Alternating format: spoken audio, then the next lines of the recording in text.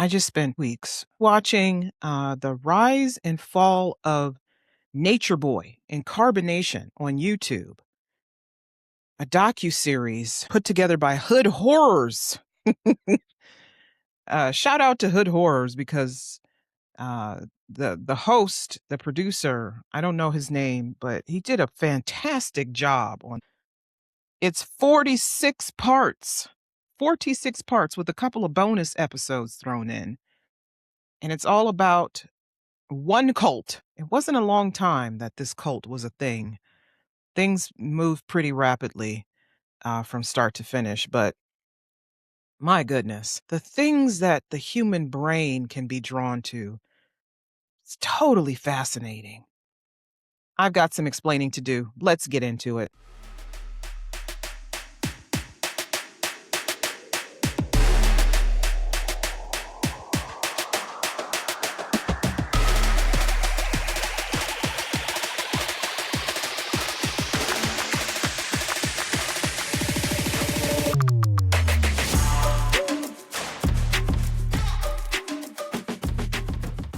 Hey, everybody. Welcome back for another episode of Ayana Explains It All, the podcast bridging the gap between current events and human behavior. I am your host, your explainer-in-chief, Ayana R. Fakir, your Black Muslim lady lawyer who has an opinion on everything, and I do mean everything, and you have probably figured that out by now. The podcast bridges the gap between current events and human behavior. I don't know why I say that twice, but I do. And it can be found at www.ayanaexplainsitall.com. That's AYANA.com. But you can also find the podcast, every single episode, on Spotify, which is the flagship host of the podcast. It is also on YouTube. We have our own YouTube channel. Check it out. Ayana Explains It All on YouTube. This is also on Apple Podcasts, Amazon Music, iHeartRadio, Pandora, a host of others, including Good Pods. The website will point you in the direction of whatever podcast player you want to use. You can even listen to the episode right from the website. Or you can get YouTube on your TV, put in Ayana Explains It All, and there will appear every single episode of this show. Also, when you go to the website, you can find ways to collaborate with me to support the podcast. I do this all by myself. All by myself. I do this all by myself because it is a hobby. It is a labor of love. But I'd love to make a little bit of cash. I do have 2 kids in college. Two. Don't ask me how I did it. By the grace of God, by the grace and mercy and kindness of God. On the wings of angels. I don't know. But yeah, so go to the website, www.ayanaexplainsitall.com, and you will find everything podcast, show notes, transcripts. Oh, I feel like I need to update that stuff too. I haven't updated it in a while. I have this wonderful friend who is a nerd like me, and he was watching this docuseries on YouTube. And I was also, it was at the time of the World Cup, and I was deep in the throes of love of the World Cup, the FIFA World Cup. And he does not like soccer. He thinks it's boring. But he was watching this docuseries. I was like, let me check this out and see what this is about. Because I had heard of this person a couple years ago when he was sent to prison. So I knew what the story was about. And there had been a documentary on Hulu. Hulu did a documentary about Nature Boy, and I thought that's the one he was talking about. And so I started watching that one, but that's not the one he was talking about. No, he was talking about this one on YouTube put on by Hood Horrors. Hood Horrors, don't be put off by the name, but Hood Horrors does stories. A lot of these docuseries, he talks about different figures in the Black community.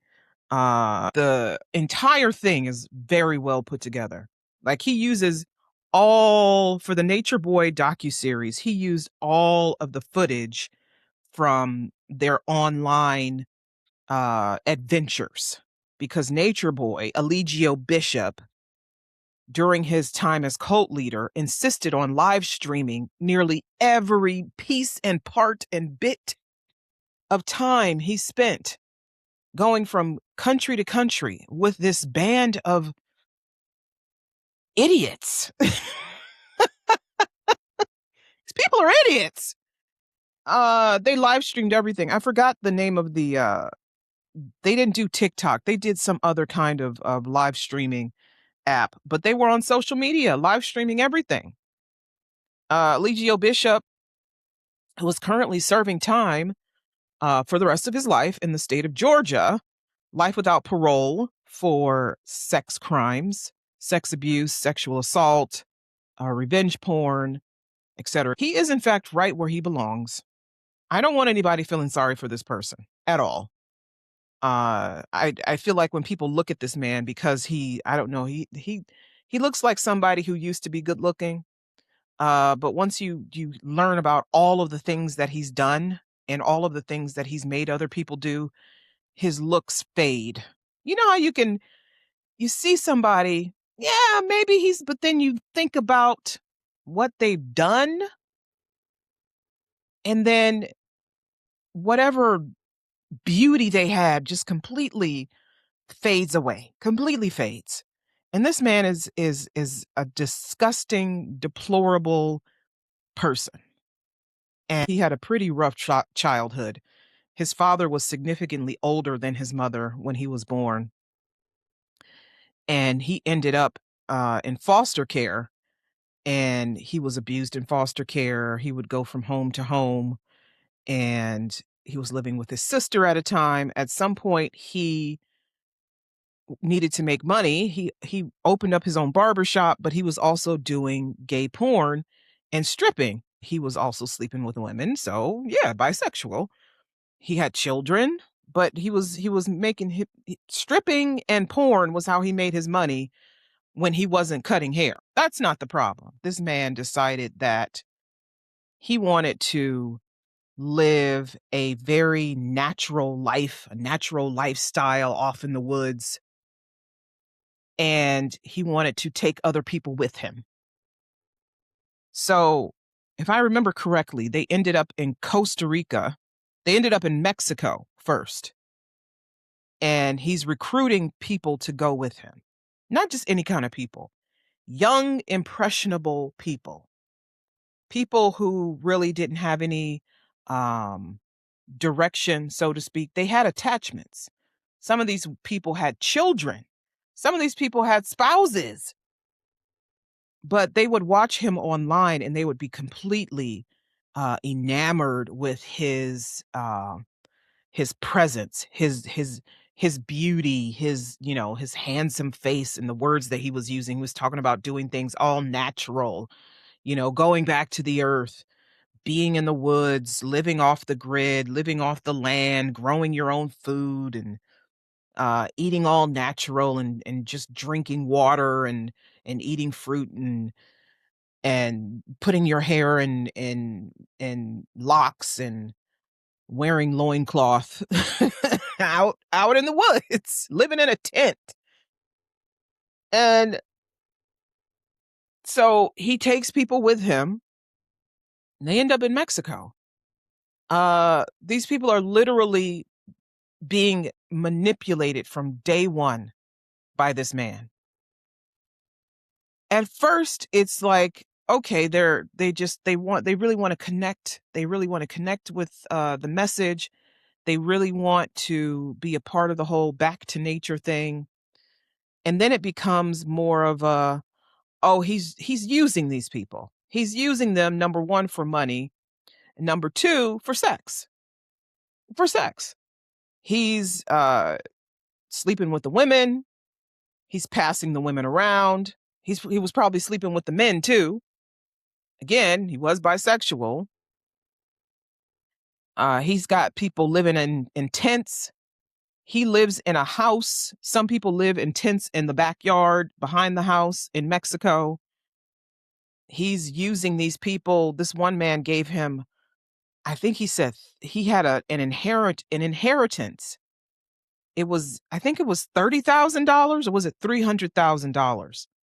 some god-awful amount of money that began with 3 and had a lot of zeros in it. And this man just gave Mr. Bishop, who was calling himself Nature Boy, gave him all of the money so that these people could just live and not have to work. There were people who were veterans who were handing over their veterans or retirement, whatever pay they were receiving, to this man so that they could live, but they weren't really living. They weren't allowed to use a toilet. So they would urinate and poop in a yard, and they would use their poop as fertilizer. If they ate some watermelon, they would poop out the seeds and then use that to grow new watermelon. They're bathing, outside in the water, the waterfalls or the river or whatever. They're walking around. Mostly they had a little bit of clothes on, but really they were just kind of barely clothed. Their hair was however the hell. They were only eating fruits and nuts.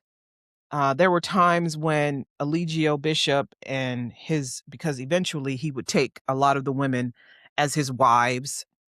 He would try to promote polygamy, but he would go out with his wives and eat at restaurants, and some of the people had to stay back, and they would have fruits and nuts and berries and shit for dinner. And he did this for several years. There were people in and out of this cult, and they would do whatever he told them to do. If he told somebody to kick another person, they would kick him. If he told one of the women to slap another woman, she would slap her.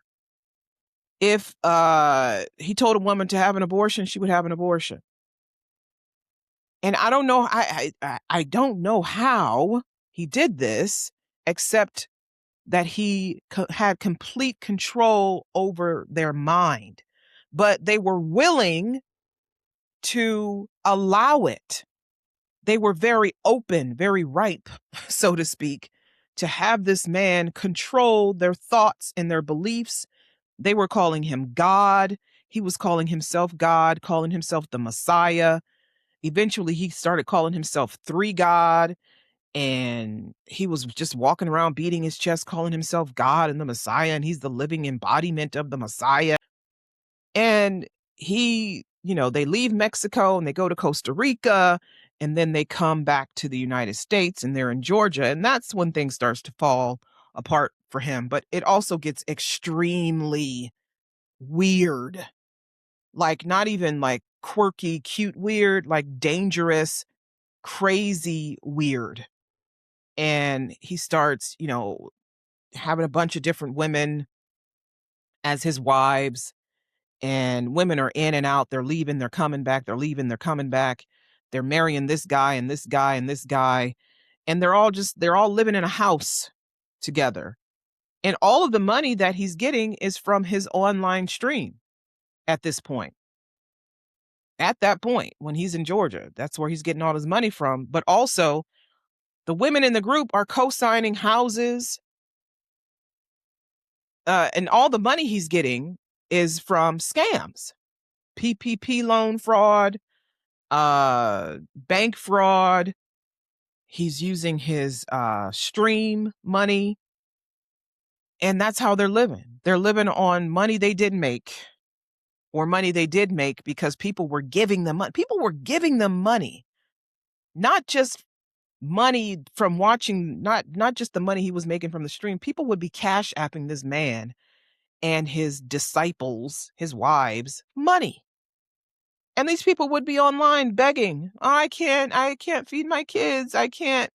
We need help, because Eligio Bishop was also getting arrested. He was getting arrested. Their cars were breaking down. They were going hungry. They were made to travel.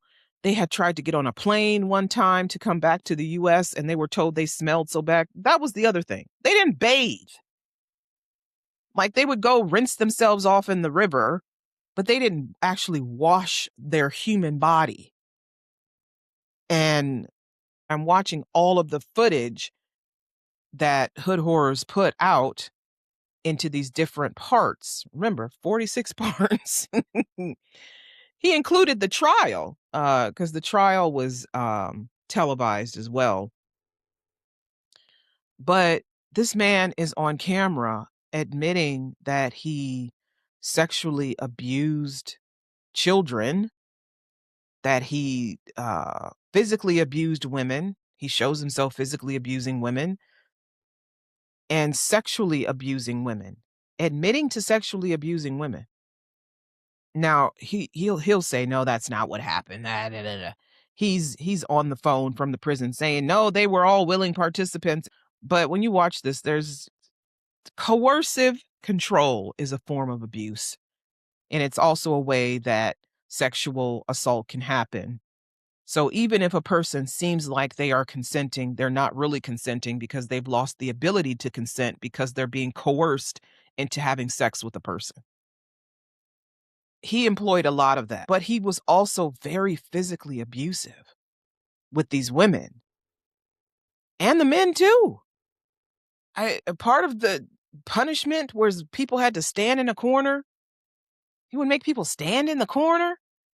My problem was that people were consenting.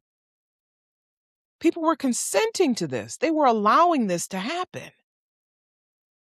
Some people would get wise to it and be like, what am I doing? And then leave. One woman nearly died from sepsis because she did not want to leave to get medical treatment. They called the outside of the cult, they called that Babylon. And so anytime you engaged outside of the cult, that was Babylon. And you couldn't speak to your Babylon family. If you had children, he really disliked children because they were a tie to the outside world, and he didn't want anybody to have ties to the outside world. He wanted everybody to worship him, to be in service to him, and the things he made them do, and the things that they did. One of the videos, one of the comments on the video was, if you don't use your brain, someone else will. And I said, that's damn right. This man was using brains that had no desire to do the work themselves. These people were these were people who didn't really want to work, didn't really want to do anything. Some of them had spent some time in college, but they just basically gave up on life and left their families and went to go live in the woods with Eligio Bishop. It didn't bother them, or maybe it did bother them, that he was forcing them to do these rituals that endangered their lives and the lives of other people because they were violent. They were either physically, sexually violent. They were certainly emotionally disturbing, mentally disturbing, and they were scamming, and they were giving up. Who walks away from their family, their children, except somebody who is, I don't know. They're somebody who is looking for some kind of, not codependency. I can't remember what my friend called it, but it's not codependency. It's a different type of bond. He mentioned cognitive dissonance, godlike complex, complex trauma. What was the word that he used? I was like, oh my gosh, that's crazy.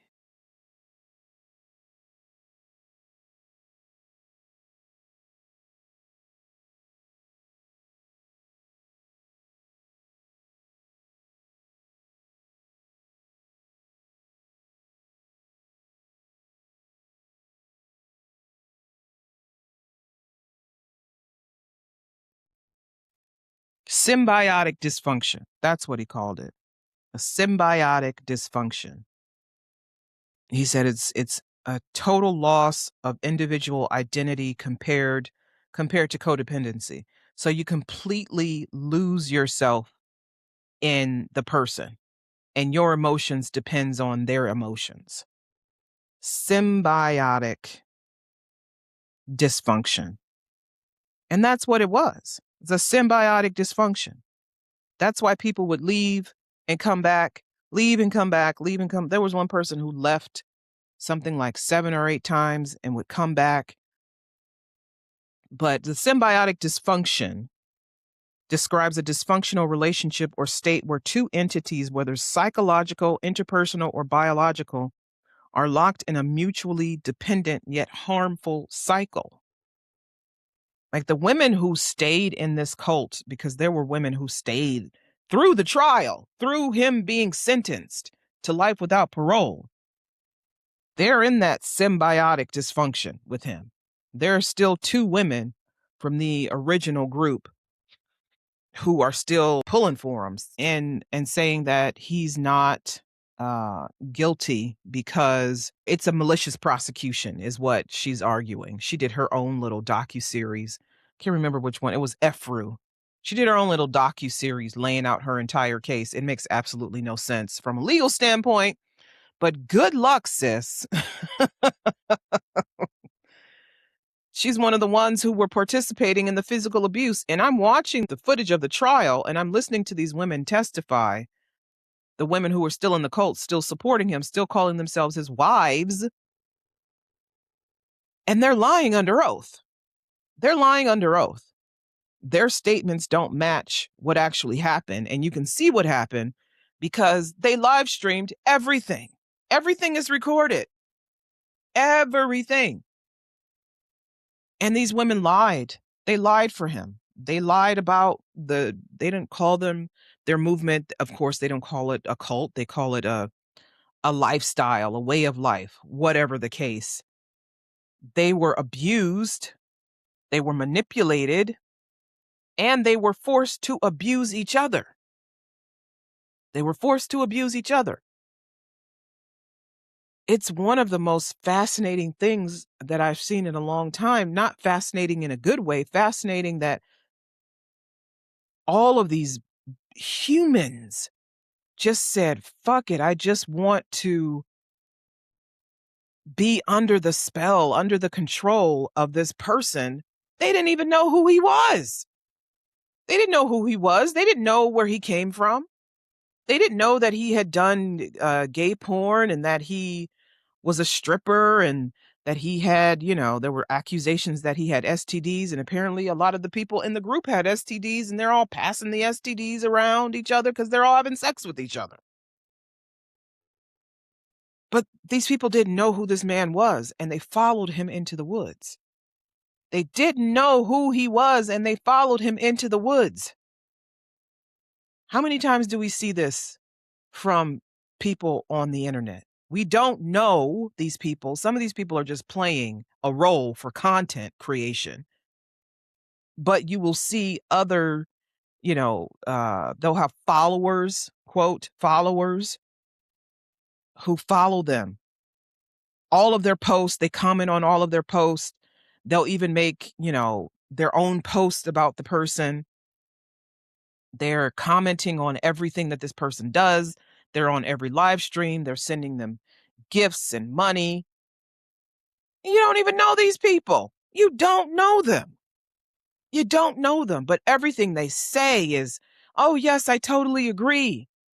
Everything they do is something you just are completely on board with. They can do no wrong. And I've seen this a lot on TikTok. TikTok is one of the places where you will see this more than any other. And there are a lot of other social medias like TikTok. TikTok is not the only one where people can live stream.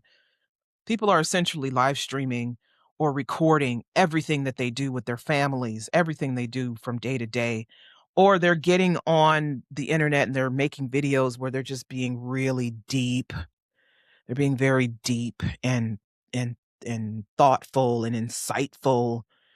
And they're giving advice. And people are following them, hanging on their every word, unable to detach themselves from this and move back into reality. They think it's reality. They think people call this parasocial relationships, but it's deeper than that. It's deeper than that because sometimes these content creators, sometimes these personalities on the internet are actually leading people into these symbiotic relationships. And some of these relationships are stepping off of the internet and into real life, and people are meeting up. People are meeting up and doing things. But Eligio Bishop, he took whatever, if you guys know Dr. Sebi, he took whatever Dr. Sebi was doing, or had done rather, because he's deceased, and he just, changed it up a little bit. One little bit. Dr. Sebi wouldn't advise people to eat rice and beans because they cause inflammation. And so Eligio Bishop said, yes, we're going to eat rice and beans, but we're not going to eat meat. We're going to eat fruit and seeds, but we're not going to eat meat. We're going to eat rice and beans. It was just another form of whatever Dr. Sebi was talking about. So he didn't even he didn't even come up with his own thing, his own new movement. It was just some recycling of what somebody else had done. So he was a fraud from the beginning. And people didn't see that. They were following a fraud and committing fraud. And my gosh. I'm very surprised that I made it through 46 parts, but it's fascinating. My gosh. These people exist. These people exist. These people are out there. Like aliens, like space aliens, like X-Files. And when I think about all of these young people who entered this cult, and because a lot of them were young, there were a couple of old people who did not survive. The way that they were used, and then they brought children into, like, the women were giving birth, but they weren't. It wasn't healthy. The pregnancies weren't healthy. The deliveries weren't healthy. Uh, um, it was just sad all around. Like, everybody looked all malnourished all the time. Everybody looked like they, were maybe 5 days from eating each other. And they were willing participants. They were willing to do this. Not for God, for this man they called God. For this man who called himself God, called himself the Messiah. He even said one time, after he was arrested initially in Georgia, he said that he was Muslim, and he told all of his wives to start covering and praying. It usually happens when Black people go to jail. They usually join the they become Muslim for protection. They'll join a gang or they'll become Muslim for protection. Which, maybe he did, but there was no way he was Muslim and then and calling himself God and the Messiah and saying, I'm whatever, 3 God, 6 God, whatever the hell he was calling himself. There's no way. No way. You can put whatever you want on your head and make however many prayers you want, but if you're calling yourself God, you're not Muslim. I'm sorry. Sorry to break it to you. uh but watching these young people got me to thinking, people are online, chronically online, because this is how the people met up with Eligio Bishop. This is how they discovered him online through, like, Instagram. People are chronically online, and they're absorbing so many messages from so many different sources. You send your kid off to college and they come back and suddenly they're into all of these conspiracy theories and things because they've spent so much time watching all of those really dark videos on YouTube, and they have nothing but time to think about a lot of stuff. And that's how they fall into these cults, because their minds, their brains are still forming. Yes, we know this. Until about age 25, those brains are still forming. And so they're like sponges at that point. They could be drawn to absolutely anything and fall into anything. Uh, you know, they come back and they don't want to take medication because medication is bad, and they uh they want to go worship the stars. and they're selling their clothes and their shoes. I'm laughing, but this is what happens. College is usually the place where people just completely fall apart and they fall into something else because they have freedom. They don't have any boundaries. They don't make any boundaries with the world, but they also are living without the boundaries of their home life. And instead of just keeping their head in the books, they fall into these different groups. They fall into drugs. They fall into alcohol. They fall into partying. Some of them drop out of school and they're just out there, or they graduate and they're just out there because their brain was opened so wide. And they may have even developed a personality disorder, or they may have experienced something like an assault or racism or some kind of sexism that left such an impression on that brain that now that has shaped and formed who they are. And they develop some shame with that. They develop shame, they develop, they want to hide.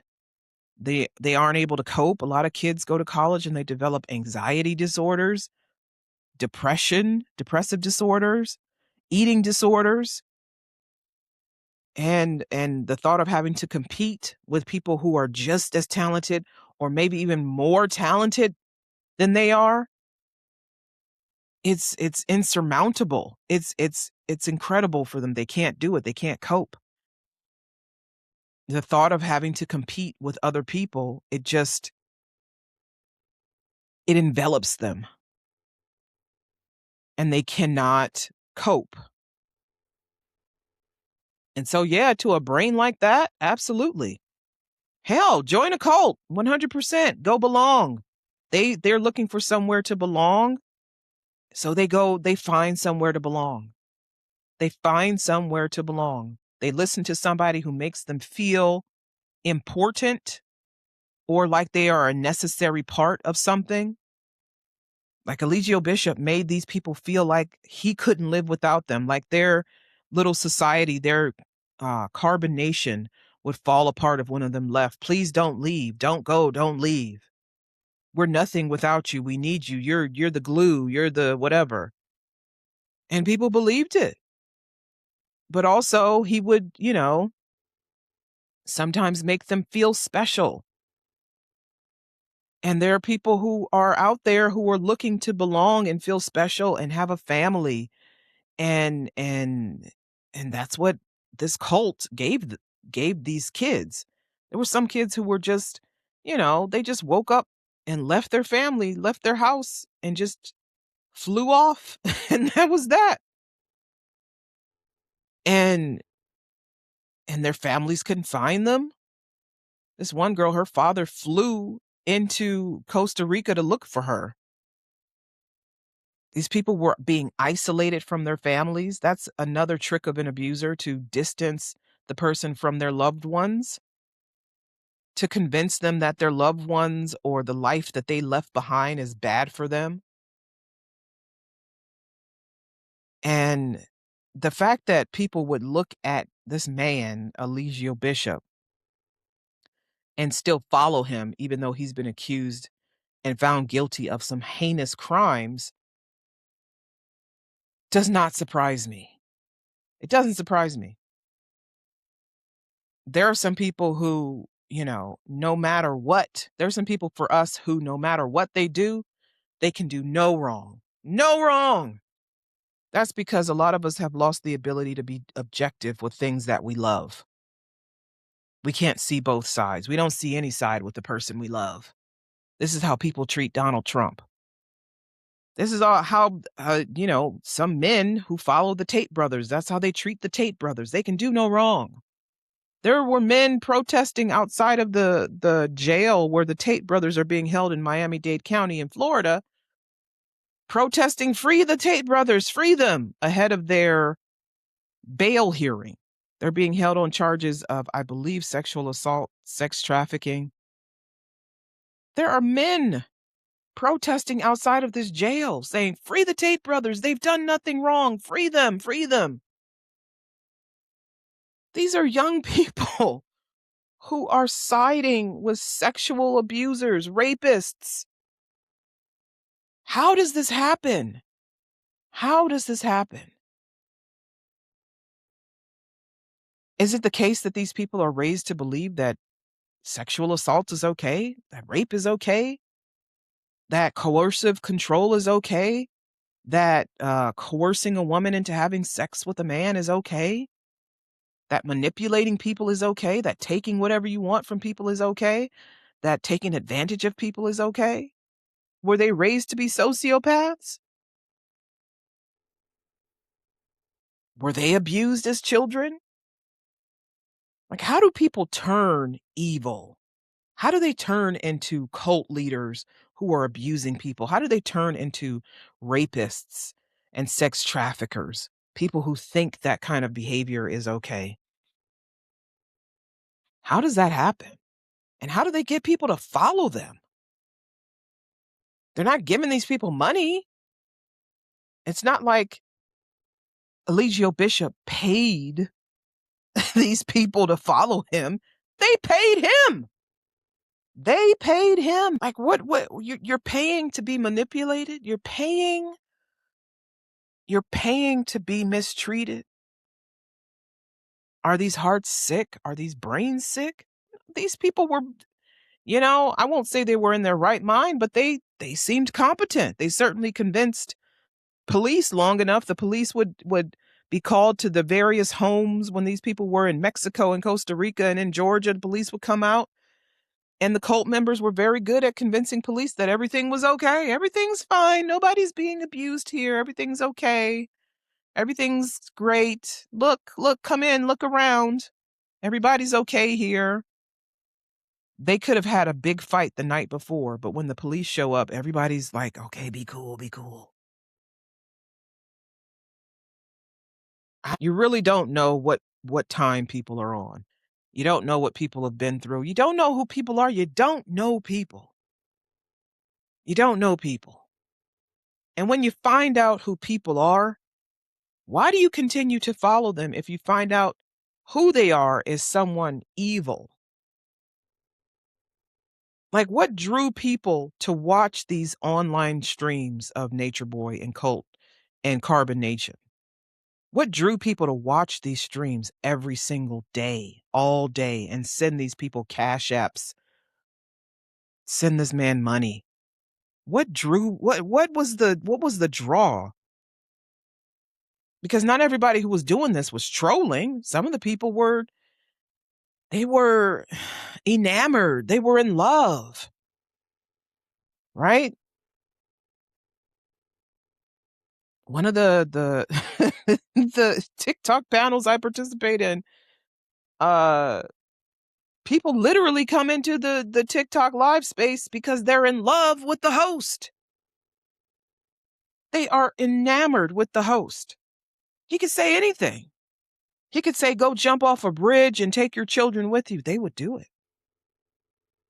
He's persuasive. He's intelligent. He's good looking. Now, me being who I am, I remain objective. My ability to be objective is what has saved me so many times from falling into the traps of charismatic people. Charismatic people are very dangerous. They are very dangerous. And it doesn't matter what the message is. They could be, they could be in my religion. They could be Islamic leaders. They could be Christian leaders. They could be, a nature boy. Charismatic ideologues are very dangerous people because they can and will say anything because they know that there is no one who's going to challenge them, that people are just going to go along with it. I'm not one of those people. I am not. Very skeptical. Not because I don't trust people. It's because I know people like this exist. It's because I know I don't want to fall into a trap where I'm giving somebody my time, my money, my body, my energy, and all they're doing is taking advantage of me. Really, I feel like God has been protecting me from these people. by giving me this neurodivergent, keen sense of, of suspicion of people, being able to read energy and see through, uh, just see through to who people really are. See the scammers and the liars and the fakes and the disingenuous folks and the people who will say absolutely anything to get you on their side. They have a message one day and then the next day it's a completely different message because they have different needs. And the message they gave yesterday doesn't serve their current needs of today. Or they're grifting.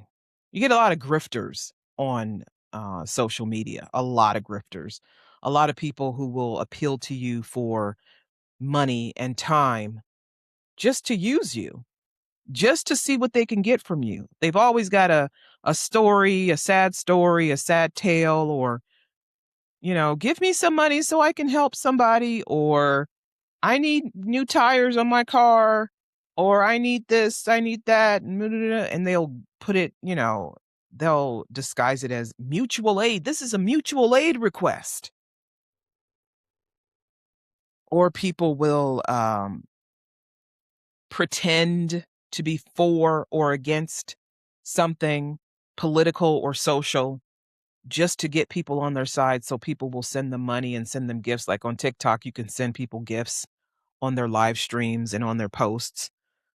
Some of the time, people are just lying. They're just lying to get your money. They are lying. They are lying to get your money.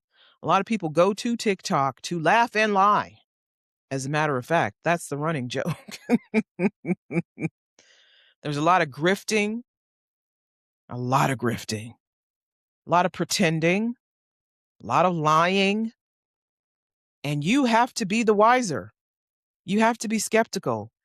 It's hard to spot the genuine egg among all of the bad eggs. It really is, because there's so many bad eggs. A kind heart will always be the first to be taken advantage of. Because you want to help, you want to do what's right, you want to be charitable and giving, and you want to be seen as being giving and kind. And you want people to go, oh, look at what she did for her community. Be discerning. Be discerning. Be discerning. Be for yourself what the people in this Nature Boy cult were not. They were not discerning.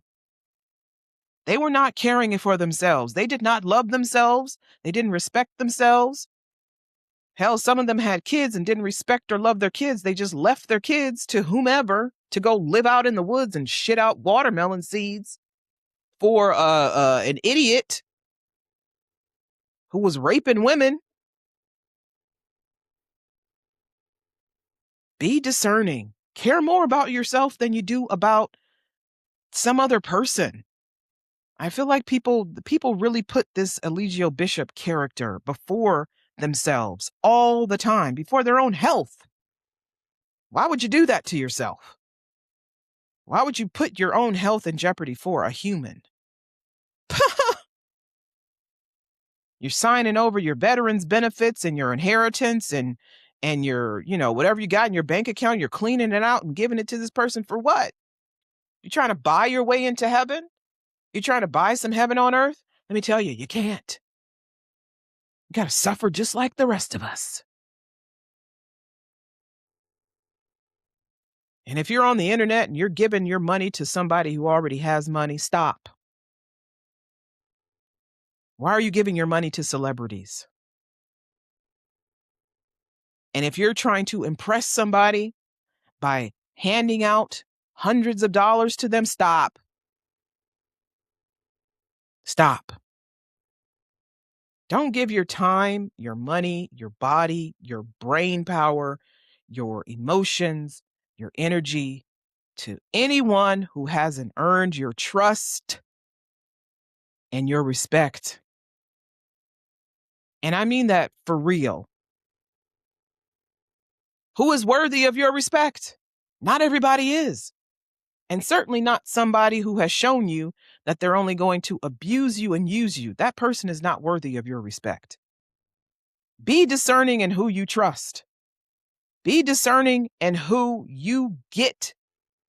Be discerning in who you spend time with. Be discerning in who you let into your space. People have squads, friendship group. Be discerning in who you allow into your squad and your friendship group. Some people are not there for a good reason. Some people don't have good intentions. Those people should be nowhere near you. Some people are only around to use you. Kick those people to the curb. Do it. Who cares what they think about you? Who gives a damn? In my life, I'm only living I'm only pleasing God. That's it. That's it. Period, point blank. There was a time when I could have seen myself, falling into the trap of an abuser, and I did. Trying to please people, trying to buy love, earn time with this person because I didn't love myself, I didn't respect myself. I didn't treat myself the way I should have treated myself, with the utmost respect. That's how we should all be treating ourselves, our bodies. I fell into traps. I married men who only took advantage of me and abused me. And believe me, I could have done something about it before it even happened. Oh, but I wanted so much to be accepted and loved. Oh, had low self-esteem. It was wild. Not any fucking more. Not no more. No, sir. No. Mm-mm. No. And it took me far too long to figure out that the answer should be no. But I did, is the important thing. Some people never figure it out. Some people are still trapped in their manipulative and abusive situations, whether it's a cult, whether it's with a parent, whether it's in a marriage. Some people are still trapped, and I feel very sorry for you. And I pray the best for everyone. Uh, Stay away from these online grifters and cultists, cult leaders. You know, keep your money in your pocket. Be wise, be discerning. This is a speech that I would give to young people. Be discerning, make good choices. I tell my kids all the time, make good choices. I'm not convinced that kids, young adults, I'm not convinced they know what a good choice is. People want to feel good, they want to belong. They want to belong to something. They want to be made to feel like they are important or helpful or necessary, right? Nobody wants to be alone and lonely. Nobody wants to just kind of sit with themselves. Nobody wants to be the one that people treat as an outsider. Sometimes you have to be an outsider to save yourself, to protect yourself. Sometimes you have to be alone to protect yourself.